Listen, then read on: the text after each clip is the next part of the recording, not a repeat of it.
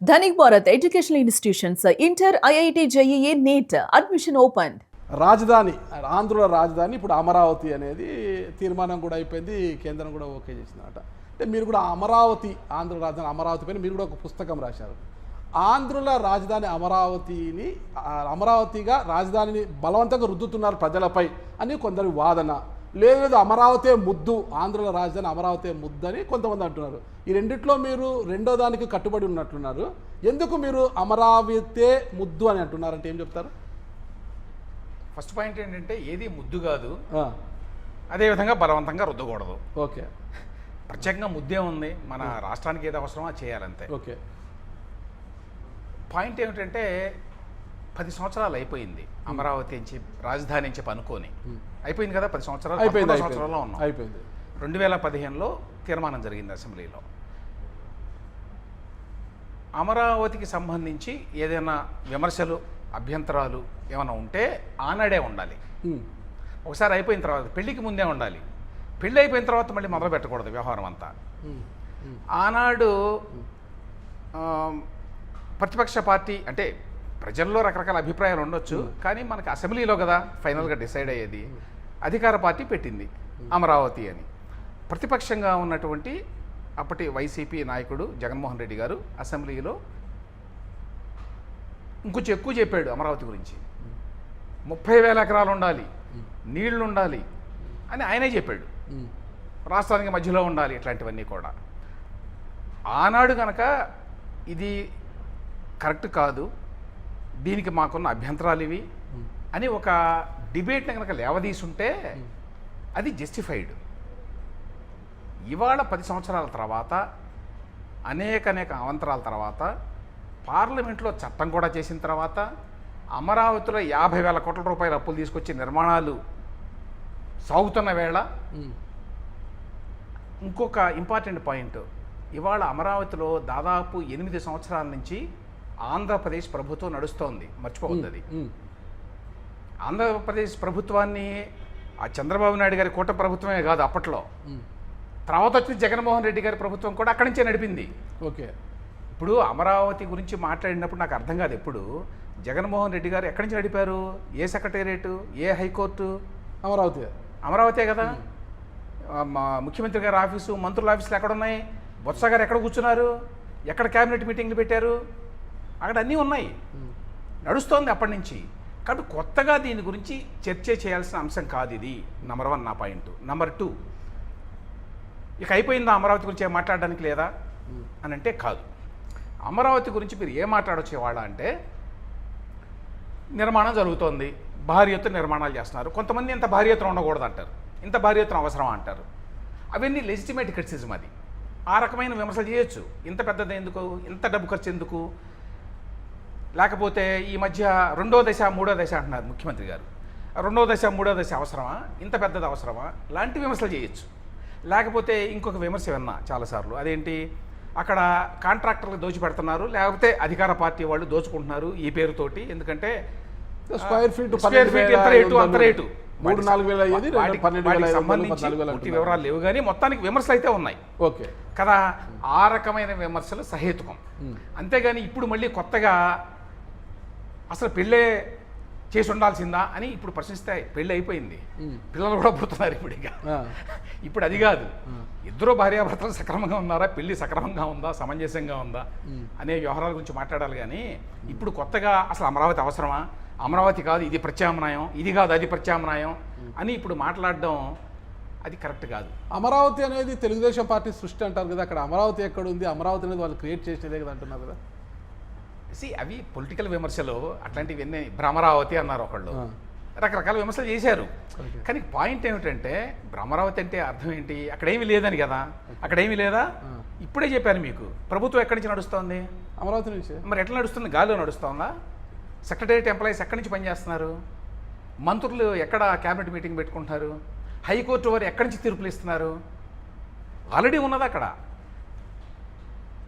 అంటే నేనే అన్ని మాట్లాడేస్తున్నాను, పురుషోత్తమ రెడ్డి గారు మాట్లాడాలి అంటే చాలా పాయింట్స్ చెప్పొచ్చు నేను కంటిన్యూస్గా. ఇప్పుడు ఆల్రెడీ పార్లమెంట్లో చట్టం కూడా అయ్యి లేటెస్ట్గా మ్యాప్లు కూడా వచ్చినాయి చూసారా? గవర్నమెంట్ ఆఫ్ ఇండియా మ్యాప్స్ కూడా వచ్చినాయి, ఆంధ్రప్రదేశ్ రాజధాని అమరావతి. ఇప్పుడు దాని గురించి చర్చ పెట్టడం అనేది అవివేకం అనేది నా అభిప్రాయం. ఓకే, మీరు చెప్పండి పురుషోత్తం రెడ్డి గారు. అసలుకి ఆల్రెడీ పెళ్ళి అయిపోయింది, ఇంకా పిల్లలు కూడా పుడతారు, ఇంకా రెడీగా ఉంది పిల్లలు పుట్టడానికి.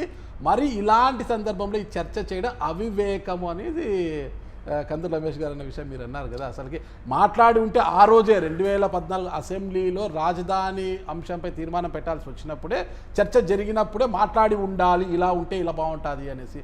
ఆ రోజు ఓకే, అంతకన్నా ఎక్కువ చెప్పాడు జగన్మోహన్ రెడ్డి గారు. మళ్ళీ ఈరోజు ఇలా మాట మారుస్తున్నారని ఆయన అంటున్నారు. సరే, మీరేమో ఇప్పుడు మాట మారుస్తూ వైసీపీ ప్రభుత్వం, వైసీపీ ప్రతిపక్ష పార్టీ అయిన వైసీపీ మావిగాని అంటుంటే మీరు కూడా దాన్ని బలపరుస్తున్నారు. ఇప్పుడు ఎందుకు అంటున్నారు? అసలుకి ఆల్రెడీ పిల్లలు పుట్టడానికి రెడీగా ఉన్న దాన్ని తీసేసి మావిగాని ఎందుకు అంటున్నారంటే ఏమంటారు? నాగరాజు గారు, ఫస్ట్ ఆఫ్ ఆల్ ధన్యవాదాలు ఒక మంచి సబ్జెక్ట్ని టేకప్ చేసినందుకు. దాదాపు రమేష్ గారు చెప్పిన దాంట్లో 90% వాళ్ళకి అనుకూలంగానే నేను ఉన్నాను. వారు ఏం మాట్లాడమంటున్నారు అవే మాట్లాడుతున్నాను. ఓకే, ఎవరు మాట్లాడమంటున్నారు? రమేష్ గారు ఏవైతే ఇప్పుడు చర్చనీయాంశం అంటున్నారో అదే చర్చనీయాంశం నాలాంటి వాళ్ళు చేస్తున్నారు. రైట్. రమేష్ గారు చెప్పే దాంట్లో చాలా వరకు వైసీపీ సమాధానం చెప్పాలి. ఓకే, గతంలో ఏం మాట్లాడినారు, ఇప్పుడు ఏం మాట్లాడినారు, అది పార్టీగా వైసీపీ స్టాండ్ని క్వశ్చన్ చేయొచ్చు, వాళ్ళు సమాధానం చెప్పాలి. ఓకే, నేను మాట్లాడుతున్నది మాత్రం వారు చెప్పిన మాటలే.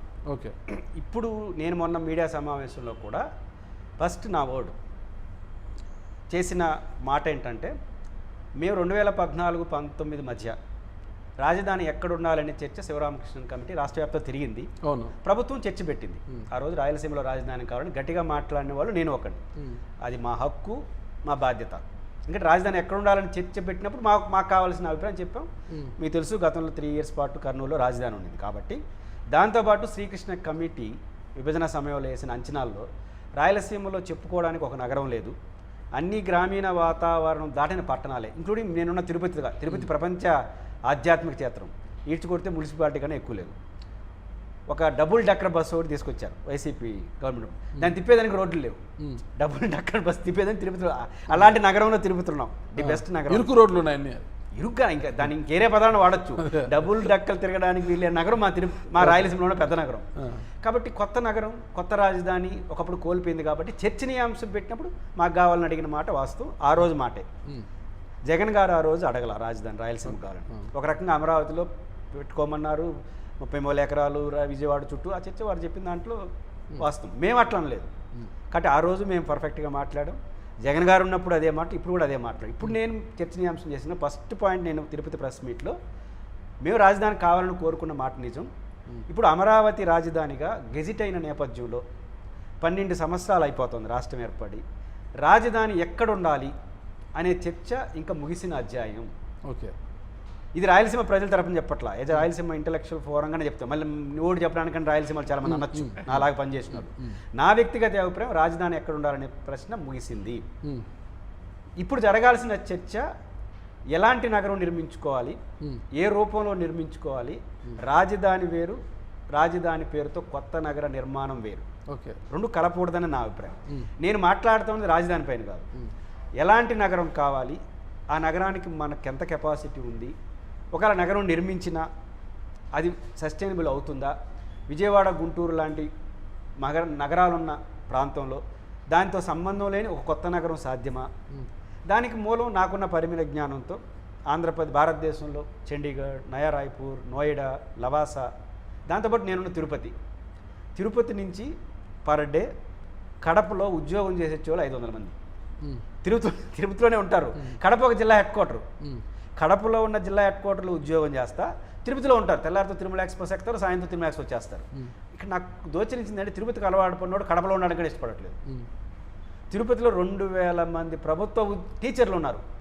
అంటే ఎక్కడెక్కడి నుంచి పనిచేస్తారో ఊహించుకోండి. తిరుపతిలో 2000 మంది ఉన్నారా? అప్ టు పీలేరు, శ్రీకాళహస్తి, సత్యవంతుడు ఉన్నారు. అంటే ఒక నగరానికి అలవాటు పడిన వాళ్ళు కొత్త నగరంలో ఉండడానికి కూడా ఇష్టపడలేని వాతావరణంలో మరో కొత్త నగరం సాధ్యమా? అంటే నేను అమరావతి డిజైన్ గురించి మాట్లాడుతున్నాను. ఓకే, అమరావతి డిజైన్ గురించి నా చర్చ. రాజధాని వేరు, నగర నిర్మాణం వేరు అంటే రెండు ఒకటే కదా. నగరం నిర్మిస్తేనే రాజధాని ఏర్పాటు అవుతుంది కదా. అట్లా కదా. రాజధాని అంటే నా దృష్టిలో రాజధాని పరిపాలన కేంద్రానికి కావాల్సినటువంటి వ్యవస్థలు, హైకోర్టు కావచ్చు, సెక్రటేరియట్ కావచ్చు, అసెంబ్లీ, ఎమ్మెల్యే క్వార్టర్స్, ఇవన్నీ. దీనికి నగరమే అవసరం లేదు. ఎంత పెద్ద నగరం? ఇప్పుడు ఆస్ట్రేలియా రాజధాని కన్బెరా ఉంది, తిరుపతి జనాభాతో సమానంగా ఉంది. గాంధీనగర్ ఉంది, ఎంత ఉంది? ఇవన్నీ ఉన్నాయి. అంటే నగరాన్ని నిర్మించుకొని రాజధాని పెట్టాల్సిన అవసరం, రాజధాని పెట్టుకొని కొనసాగించవచ్చు. అంటే రాష్ట్ర ప్రభుత్వం దేశంలో నెంబర్ 1 సిటీ, ప్రపంచంలో టాప్ 5 అంటే హైదరాబాద్ తరహా ఇట్లాంటివి అంటే ఇది సాధ్యం కాకపోవచ్చు ఆంధ్రప్రదేశ్కి. ఆ డిజైన్ గురించి నేను చర్చ పెడుతున్నాను తప్ప రాజధానిలో మార్పులు, రాజధాని మారాలనే చర్చ మా వైపు నుంచి